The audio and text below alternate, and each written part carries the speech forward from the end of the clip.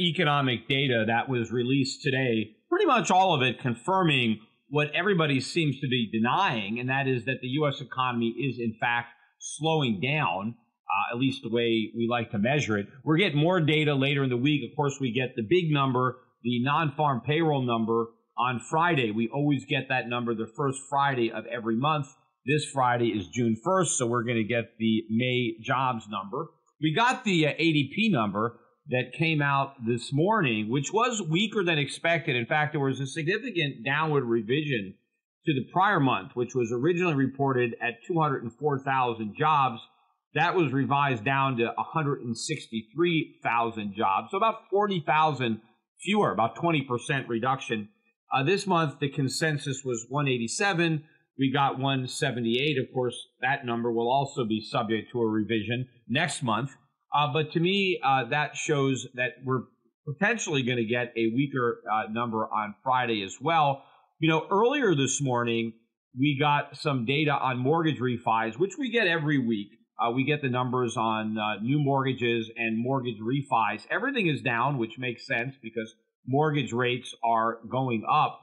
But in particular, the decline in refinances is to an 18-year low in mortgage refis. Now, one of the reasons that the inability to refinance your mortgage is going to become a problem is that refis have really been providing a lifeline to consumers to enable them to continue to spend. Because when you refinance your mortgage, you're generally doing it because you're able to reduce your monthly payments, because you're able to qualify for a lower payment. And of course, some people maybe couldn't qualify a couple of years ago because they didn't have enough home equity to be able to afford the refi because the bank wouldn't accept it. But as real estate prices have risen, that has enabled people who might have been unable to refi in the past to refi now. And especially if the people who were doing a refi were also doing cash out. See, when you do a refi and you cash out some equity, you end up with more debt than when you start. Maybe you have a $200,000 mortgage and your rate is at 4.5%, and you refi to a $225,000 mortgage with a rate of 3 5/8 or something like that. You may be able to reduce your monthly payments even though you've increased the total size of the loan, but you're able to put cash in your pocket right away. So that extra cash is now spendable. You can go out and buy a car, you can, fix up your house, you can take a vacation, buy a new computer, whatever you want. And of course, if you're able to reduce your monthly payments, that's extra spending power that you can now use for whatever your daily or expenses are. So this has been fueling consumer spending. It's the additional debt and the ability to reduce the cost of servicing your current debt. But if interest rates have now risen to the point where that option is no longer on the table, it's like the lifeline is gone. And now if you're a consumer and you're kind of tapped out, there is no relief. There is no way to get extra money by reducing your mortgage payment or by taking some cash out of your, ATM that we otherwise known as your house. And so if more and more homeowners are denied that lifeline, well, then that is going to be a problem for the bubble economy, right? Because you can't keep spending if you can no longer free up additional spendable income by reducing your mortgage rate or by cashing out home equity. So this is going to be a bigger and bigger problem for the economy. And we're at an 18-year low now. I mean, pretty soon we're going to be at an all-time record low because pretty soon real rates are going to be so high relative to where everybody is that nobody is going to refinance. In fact, there are going to be a lot of people who are going to be stuck in their homes. They're not going to be able to trade up into another home because the mortgage isn't portable. I remember a long time ago, a mortgage was assumable. Like if you had a mortgage on one house, you can buy another house and you can apply that mortgage to your new property. But nobody has an assumable mortgage now. So if you live in your starter home and you want to sell it and buy a bigger home, you got to go for a brand new mortgage. So maybe you've got this great mortgage, you've got a 30-year mortgage, at 3.5. But now, if you want to buy a new house, you might have to pay 5%, 6%, 7% for the mortgage.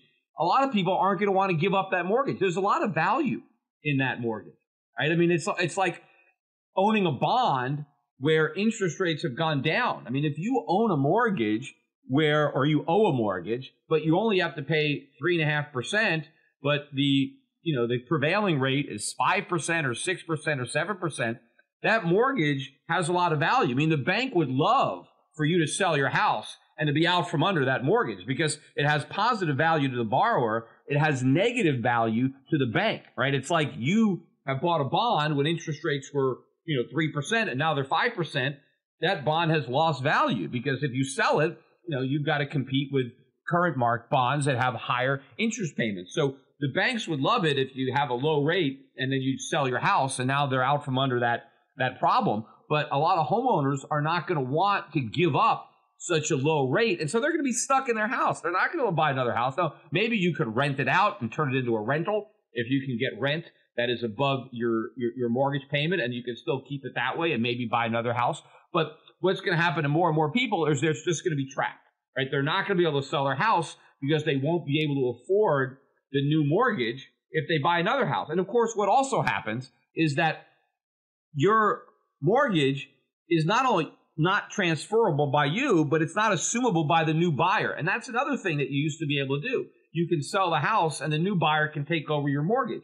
But now the new buyer, if he wants to buy your house, he's got to pay the prevailing rate, which means that the price that he's willing to pay for your house is going to be much lower. So not only are a lot of people not going to be able to move because they're not going to be able to afford the higher mortgage rates, if they sell, they might sell at a loss because their value of their property has gone down because the new buyer has to pay a much higher rate, and that increases his cost to buy. And when people buy houses, they look at their monthly payments. And the more they have to pay in monthly payments, the less they can pay for the house. And so as interest rates rise, as mortgage rates rise, real estate prices fall. So the fact that so many people overpaid for houses, but also have very cheap financing is going to lead to a collapse in transactions because people are not going to be able to sell and other people won't be able to afford to buy. And this is not only negative for the housing market, for the home builders. I mean, look at their stocks. I mean, home building stocks have been under a lot of pressure, but this is just the beginning. A lot of these stocks are headed a lot lower. And of course, a lot of the banks, this is part of the problem that I talked about. Everybody was saying, oh, banks are going to benefit from rising interest rates. They're not. Be careful what you wish for if you're a bank, because rising interest rates are going to expose a lot of problems in the banking sector, and they are going to deliver a lot of losses for lenders. And that's probably one of the reasons that banks are falling, although one of the reasons they may have fallen so hard yesterday were, again, the problems in Italy. But we did have a profit warning, I think, from Morgan Stanley, and that was one of the biggest decliners. I think the stock dropped by about 6% on the news. But the problems that Morgan Stanley are having are being had by other banks. Of course, the big decliner, or one of the biggest decliners, I've been talking about that one, was Deutsche Bank. And Deutsche Bank hit a new 52-week low. It didn't quite make a new low since it collapsed, because I think it missed the low by about 20 cents or so. It's down at 11.57. It was up today. I think it was down around 11.18 yesterday, and I think the record low from a couple years ago was slightly above that. So it didn't quite take out the 2016 low. But remember, Deutsche Bank, that was a $100 stock before the 2008 financial crisis. And even when it collapsed in 2008, I think it got down to about 20. So right now, it's about half the price it was at the lows of 2008. And I mentioned before on a podcast that maybe Deutsche Bank is going to be the Lehman Brothers or the Bear Stearns of the next banking crisis, which could be a lot closer at hand than a lot of people think. We also got this morning the revision for Q1 GDP. And the last report we got was 2.3%, and they revised it slightly down to 2.2%. But, it would have been lower than that had they not also reduced the GDP deflator. So according to the government, inflation was 1.9% for the year. Initially, they told us it was 2%. Look, I didn't believe the 2%, and I certainly don't believe the 1.9. But even if you believe the 1.9, that means that GDP grew by 2.2. I think it's more likely that inflation was 2.9 than 1.9, in which case you can slash a full percentage point off the real GDP, because that would put it at 1.2, not 2.2. But the slowdown or the revision, I believe, had to do with inventories, which did not build as much as they thought. And in fact, we got more inventory data out today for April. And April, I think, was weaker than expected. They did revise down March, which is part of the decline that we saw in the GDP. But wholesale inventories were particularly weak.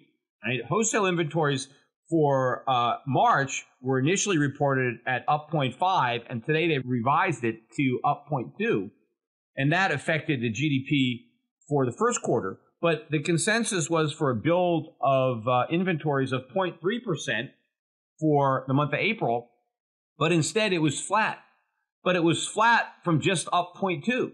They expected it to be up 0.3 from up 0.5. So if you actually look at where we are in inventories compared to where the consensus estimate was, it's well below. So I think that should take out from the estimates for Q2 GDP. We'll see, the Atlanta Fed is still at 4% for Q2. They're going to, I think, come out with their next guesstimate tomorrow. So we'll see. My view is that they are going to be moving lower with their estimate. Now, the trade deficit numbers came out for the month of April a little bit below the estimate. So that will help the GDP, and that'll be a smaller subtraction.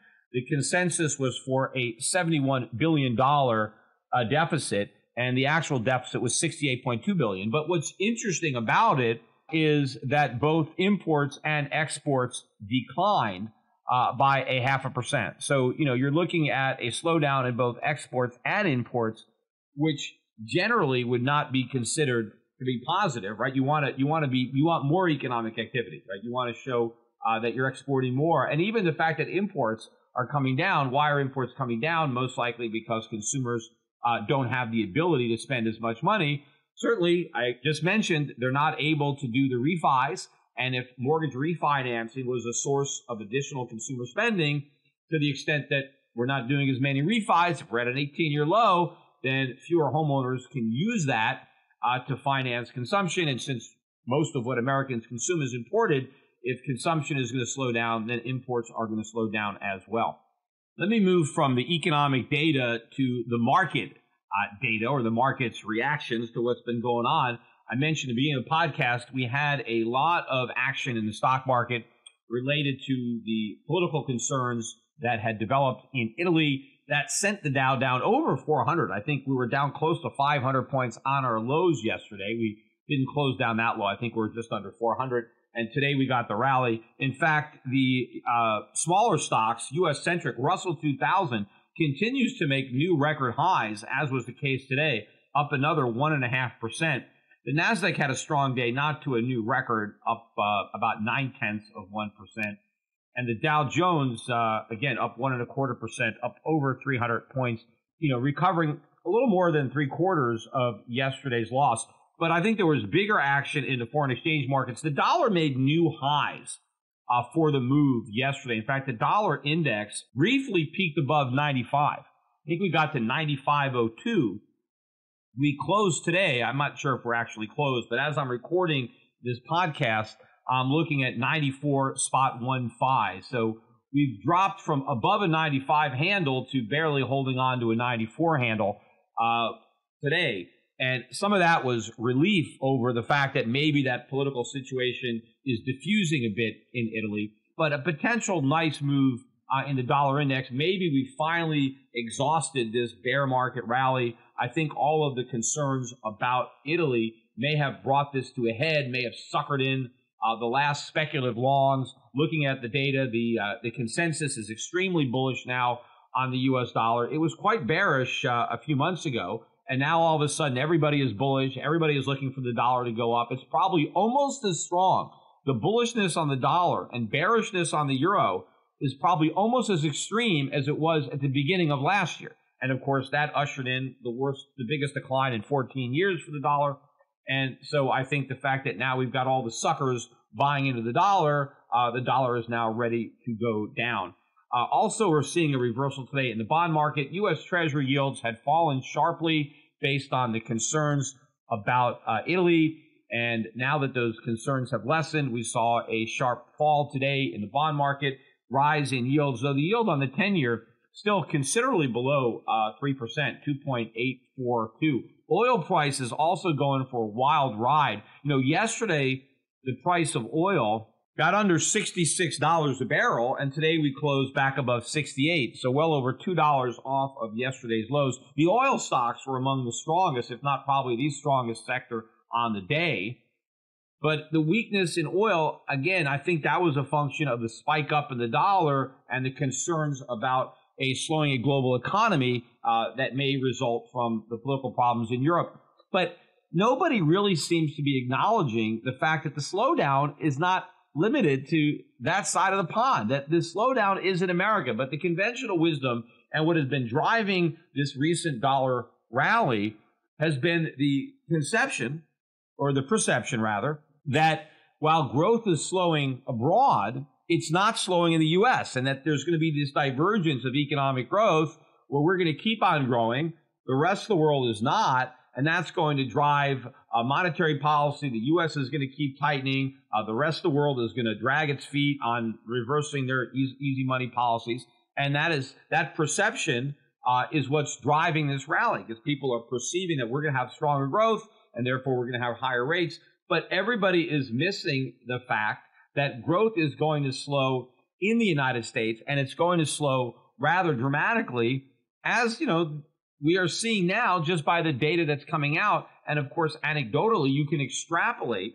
on what is going to happen in the future to that data, given the fact that interest rates have already risen significantly and they're likely to rise more. Although, by the way, one of the things that happened today with respect to anticipated rate hikes is the probability of 3 rate hikes this year, 3 more. The first of the 3 coming this in June, right, in a couple of weeks. And the probability on a June rate hike is still about 90%, maybe 92%. But the odds of 3 rate hikes, which would mean 1 in June, 1 in September, and 1 in December, those odds were about 40% a couple of days ago, and now they're down to 25%, which is a pretty significant drop, a 40% reduction in the probability of 3 rate hikes. Now, I think that the probability is actually a lot less than that, because if they do hike rates in June, I really don't think they're going to hike in September. I mean, I think September is going to be off the table because, the election is in October, and they're not going to want a chance to hike, I don't think, especially if the markets are selling off and the economy is slowing down. And, of course, if that is happening, what's the odds that they're actually going to hike in December? So June may be it. June may be the last one. And, based on the fact that the market recovered, if the markets had kept dumping on this Italian news, then that might have taken June off the table.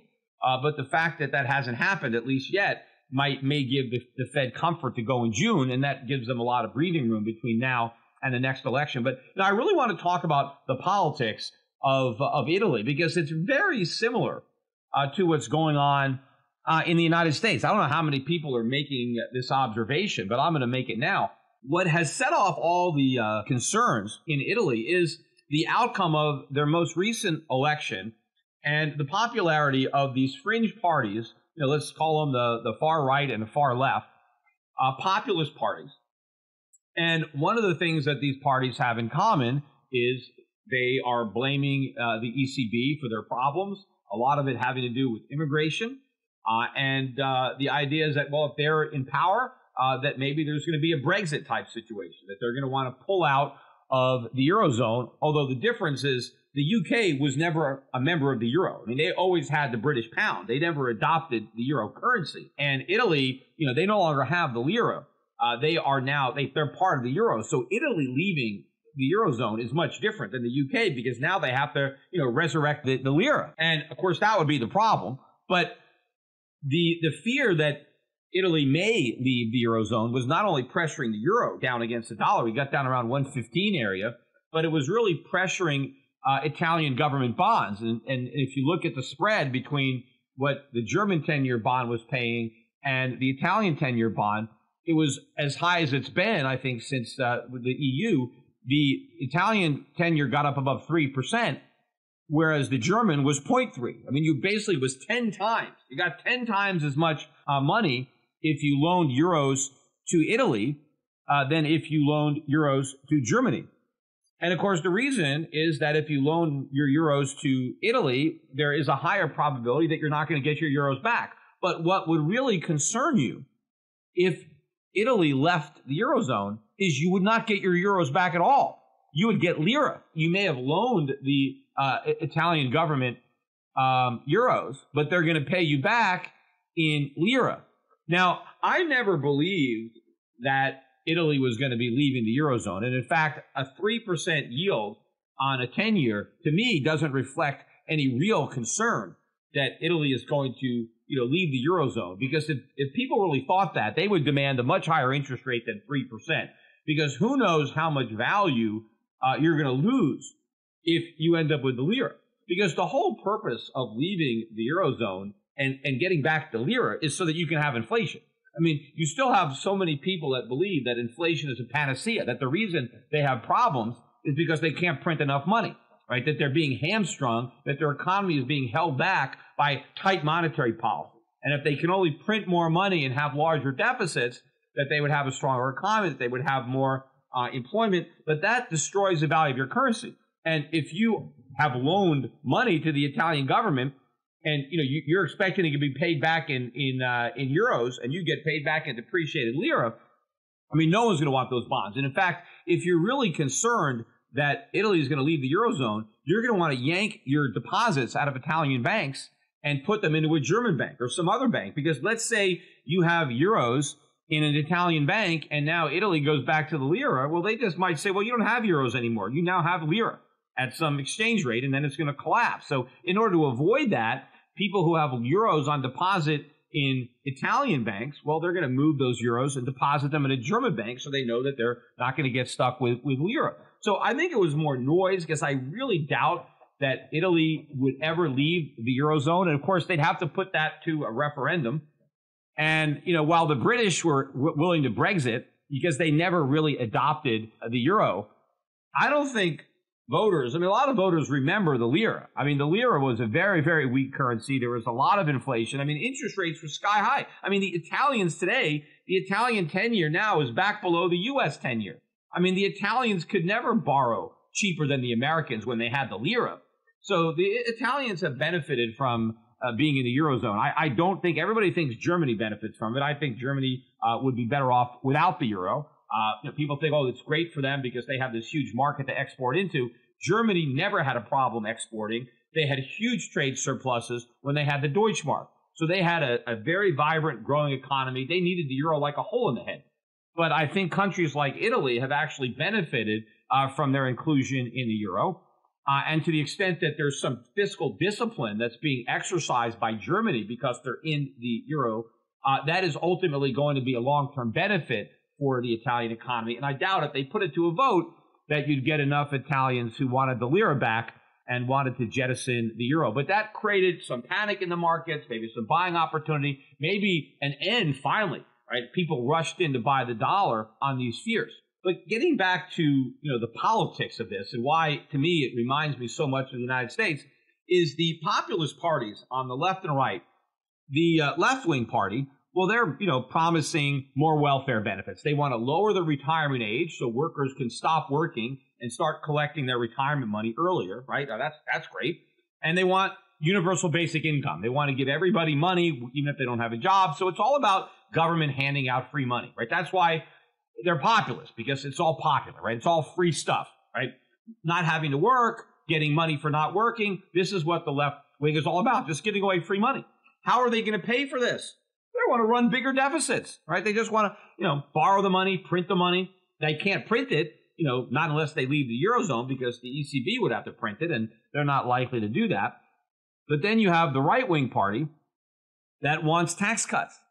But they don't advocate any spending cuts to make it possible. They just want to reduce taxes. So they also want to run larger deficits. So you have the populist parties on the right and left both want larger deficits. It's just they want to achieve them through different means. The left wants bigger deficits by government spending to go up, and the right wants bigger deficits by tax revenues going down. But if you put the two together, you get Donald Trump, right? That's basically what they have. And they want to make Italy great again by adopting the same policies that Trump has adopted over here. And Trump basically was a populist as well. He appealed to the same emotions, right? He said the status quo is no good. They're corrupt. They're inept. Well, that's basically the script that the Italians were running off of, right? These fringe parties, the left-wing party didn't even exist a few years ago, and I think they got almost a third of the vote went to this crazy party. But it's all about blaming the establishment for the problem. And so we need, a new solution. That was Donald Trump. Throw the bums out. I'm a businessman. I'm going to come in and drain the swamp. And did Trump promise any difficult choices? No. I'm not going to touch Social Security. I'm not going to touch Medicare. I'm going to spend more money on the military. I'm going to spend more money on our veterans, right? I'm going to repeal Obamacare and replace it with something even better, right? It was all about more government, bigger government. And by the way, I'm going to cut taxes. Free stuff for everybody. That was what made Trump so popular. He was different, right? And he was asking nobody to sacrifice anything. Everybody was going to get more, right? If you were getting a check from the government, you were going to get a bigger check. If you were writing checks to the government, you were going to write smaller checks. Well, that's basically what's going on now in Italy, except you don't have one person who they can vote for. You have basically two different parties that if you push them together, you get the same agenda. I mean, it's kind of like Bernie Sanders, who, by the way, I read an article that he's planning on running for president. And if he wins, I think he will be the oldest person ever elected president. I think he's going to be 79 or 80 years old, which will make the VP a particularly important position. Because, the vice president is a heartbeat away from the presidency. And when the president's heart is 80 years old, you don't know how much longer it's going to beat. And so, that'll put the VP in focus if he runs. And if he runs, this guy might win, especially considering how bad the economy is likely to be by the time that election rolls around. But what you basically have in Italy is you have the equivalent of a Trump and a Sanders party both trying to form a government. That was the problem, because these fringe parties were trying to get together and form a government, and the president of Italy was not allowing it to happen. The Italian system, they have a president, they also have a prime minister, and they would have appointed a new prime minister, through a coalition government of these fringe parties. But the president was blocking it because they were looking to put a finance minister in there that was very anti-Euro, wanted to leave the Eurozone, and the president, of course, did not want that. That did not match with his particular agenda, with his philosophy, so he was not going to allow that to happen. And then you get a lot of calls from the Italians that this is anti-democracy, that the president is thwarting the will of the voters who just voted, which is exactly what he's supposed to do. I mean, that is his job. His job is not to just do what the voters want. His job is to do what he thinks is right. I mean, that's why he's not elected at the same time. He's not even elected. In fact, he's appointed by the legislatures. It's very similar to how the founding fathers established the United States Senate. Because, first of all, the senators were not elected by the people. They were appointed by state legislatures. That was changed by constitutional amendment as part of the populist movement in the early 20th century. But the original justification for the staggered term, right? Senators run for re-election 1/3 every 2 years. So it's not like the House of Representatives where everybody runs every 2 years. You just have 1/3 of the senators running every 2 years so that the Senate doesn't completely turn over in any one election cycle.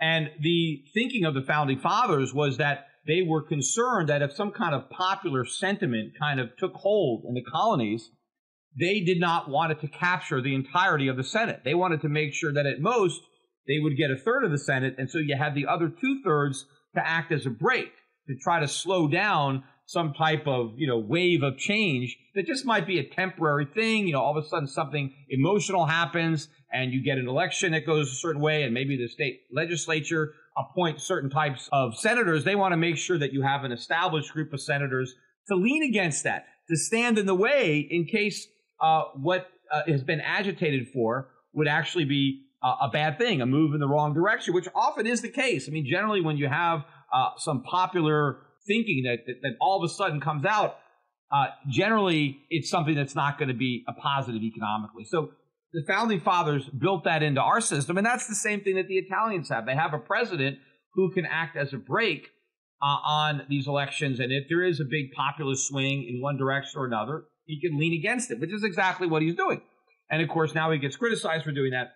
But one of the reasons, I think, or the reason that we had a relief rally today is the idea that there's going to be this new government with a finance minister who wants to leave the Eurozone, that has been, shut down. I think new elections are now going to be taking place. The president is not going to accept this government, and the Italians are going to go back to the polls. And I think for now the markets have calmed down, and they're hoping maybe for a better result in the next election. But the more important similarity is that you have the Italian electorate upset about many of the same things that are upsetting the United States. And the solution is not only throw the bums out, but let's run bigger deficits. Well, Italy is already broke. They're one of the most indebted nations in the world. I think debt to GDP, I think they're number 2 in the Eurozone after Greece. Yet they want to run bigger deficits. And of course, the euro doesn't allow that. The most you're allowed to have, in theory, because they've allowed nations to go above this, but you're supposed to keep your debt to GDP below 3%. And I remember when they first launched that, the euro's been around not quite 20 years. They launched it in 1999. So it's almost going to be the 20-year anniversary of this, what I believe will be a failed experiment. I just think that the dollar is going to fail before the euro. But one of the problems, and I pointed this out at the beginning, was by putting a cap of 3% debt to GDP, you pretty much assured that every government is going to run a debt. Nobody's going to have a surplus. Right? Everybody's going to want to have a deficit, because if you don't and your neighbor does, well, you end up subsidizing someone else's deficit. So if you put a limit of 3%, well, everybody's going to try to be at 3%, which means that the debts always increase. And most of these economies are not growing 3% a year, but if their debts are growing by 3% a year, then their debt to GDP ratios are getting bigger and bigger and bigger. And so the euro is actually a recipe for perpetual debt. Now, of course, if Italy was not part of the Eurozone, they'd be running even bigger deficits. But what is happening is now Germany is being less fiscally responsible, too, than what would otherwise have been the case. And now what is supposed to happen, of course, is if a country is running larger debts, there is a greater possibility that that country could default on those debts, right? That's supposed to rein it in, because now all of a sudden, if your creditors think that you've got too much debt, they're not going to want to loan you any more money. And now you're going to be forced to cut spending because you can't borrow anymore. But of course, the reality is the ECB is probably not going to let any of the member states default. And everybody knows that. And therein lies the moral hazard, right? Because if Italy gets into too much debt, they won't default. The ECB will just print money and buy Italian government bonds. I mean, there is a small likelihood, and that's why the Italians are still borrowing at such low rates of interest. I mean, it's not quite as low as the rates that Germany can buy, but it's still extremely low, and that's because there is a high degree of confidence that the ECB is not going to let the Italian government default, and that is part of the moral hazard of the euro, because now all these states are going to be able to continue to go into debt because the ECB has got their back.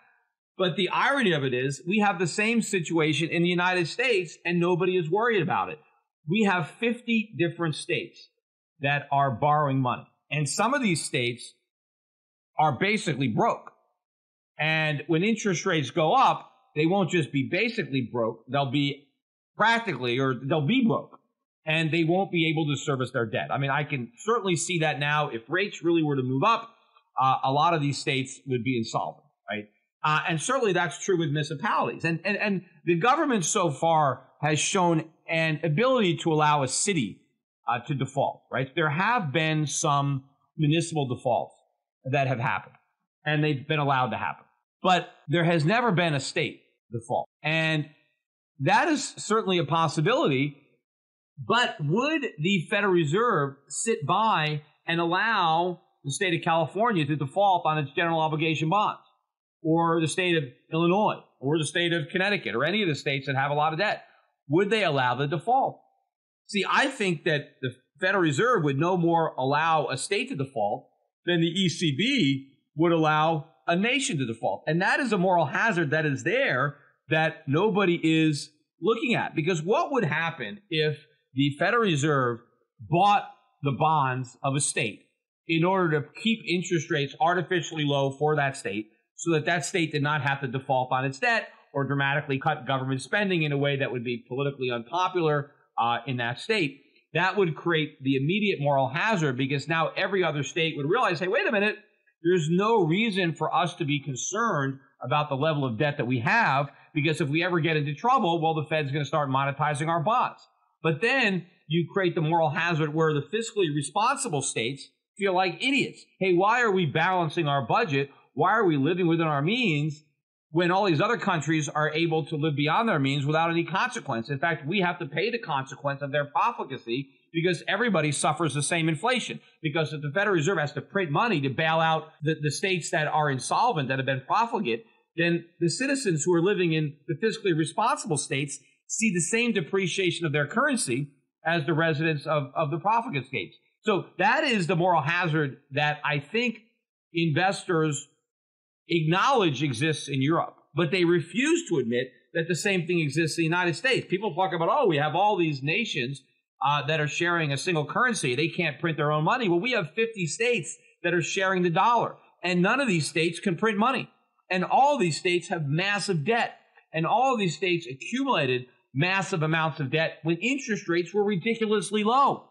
And when interest rates rise, it is going to be impossible to service the debt, let alone repay them. And of course, also, a lot of these states, not only do they have bonded debt, they have unfunded pensions. A lot of state politicians promised government workers all sorts of money, right, after they retired, but they didn't fund any of these promises. They just left it on future taxpayers, the same taxpayers that are on the hook for the bonds. But of course, the taxpayers are not on the hook for anything because they can leave.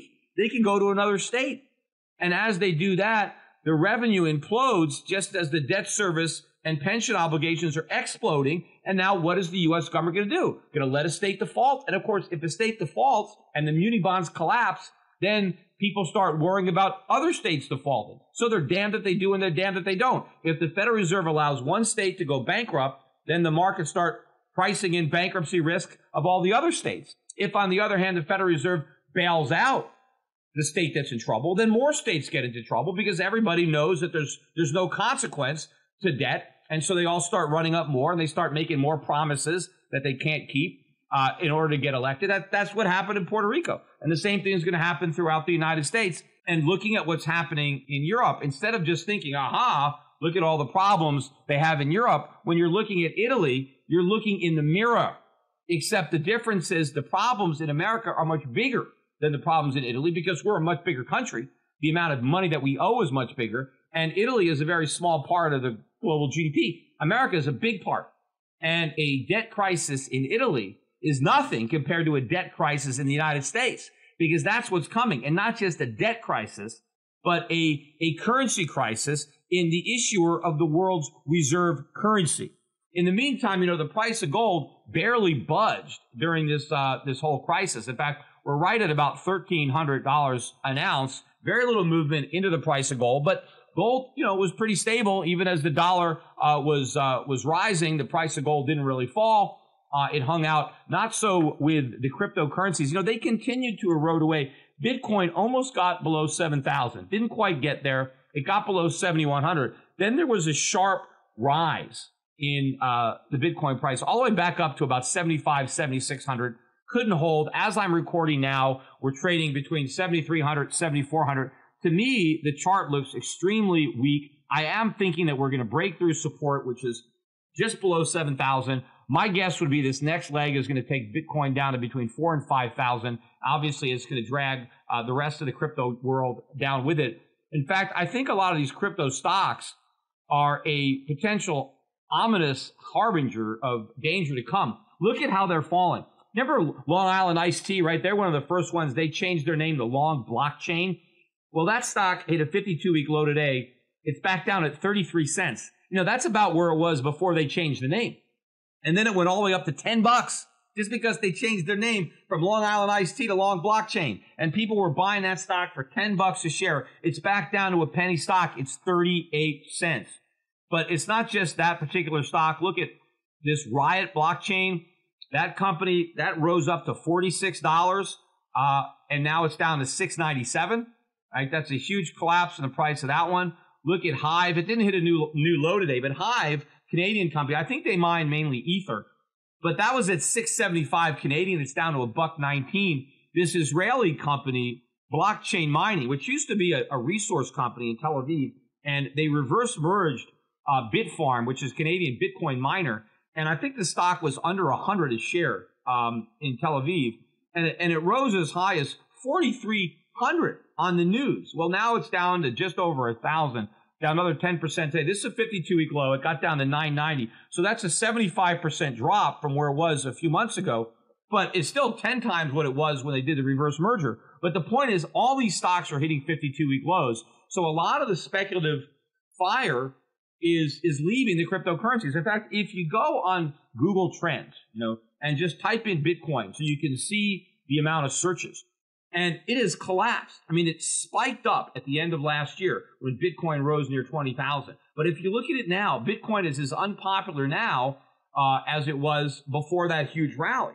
And so the fact that you don't have all this new money, remember, the momentum in the cryptocurrencies depends on new buyers. New people have to come in and buy more cryptocurrencies. Well, if nobody is Googling Bitcoin, if nobody is now learning about it for the first time and then buying it, you're running out of chain, right, for your chain letter, right? You need more and more people to come in, right? That's the Ponzi dynamic. And if you look at the search engines collapsing, that's a sign that we're running out of chain, that there aren't new buyers coming in to take out the old money, right, to enable the price to go up. So I think we're going to start to see a bigger drop there. But gold, as I said, gold could be ready for a move. I know I've been looking at it, but with the reduction in the probability of a rate hike in the U.S., which is happening, more weak economic data, which could change the narrative from the U.S. as the one economy that's still growing to, growth in the U.S. is in jeopardy too. It's not just the Eurozone, but the U.S. that's slowing down. Then we start backing out some of those rate hikes. Maybe we start talking about the Fed pausing. Obviously, eventually I think they're not just going to pause. They're going to reverse. They're going to cut rates. They're going to do QE4. That's going to be the beginning of the end. But before that happens, the markets are going to start pricing this in. And if the competition is gone, gold is going to be the last safe haven standing. It will be the ultimate store of value, and it's going to be where everybody on both sides of the pond. If you're in Europe and you're worried about the euro, you don't buy the dollar, you buy gold. If you're in America and you're worried about the dollar or any other currency, you buy gold. That is the one currency that everybody should buy, although not a currency, it's money, right? If you're worried about money substitutes, if you're worried about the government's version of money, then you want to go to the free market version of money. You want to own the only monetary asset that is not simultaneously somebody else's liability, the only monetary asset that cannot be created out of thin air, right? Where the supply is limited and where the value is real, where there's intrinsic